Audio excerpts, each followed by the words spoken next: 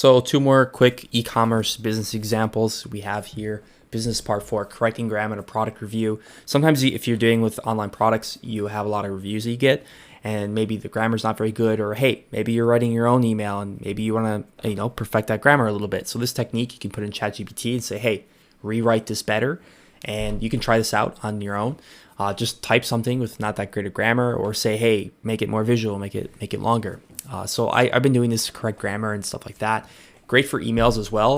There are plugins that are coming out already. ChatGPT Writer. If you go to Google Chrome store and you search for this, there are some, intelligent tools that connect to ChatGPT and can kind of read the context of the conversation and respond really quickly. So maybe you're on the fly. You don't want to write these really long emails and someone's asking for a coffee or whatever, and you say, hey, I'm busy this week, but you have to write this email.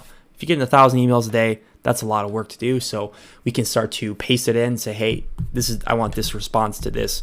Keep it formal or keep it informal because you know the person better or whatever. So again, save time, leverage, use these tools, especially for that. So you can check out that tool if you Google it, if this is a problem that you have, or you can just paste in someone's email as they come and test it out, or correct your own writing.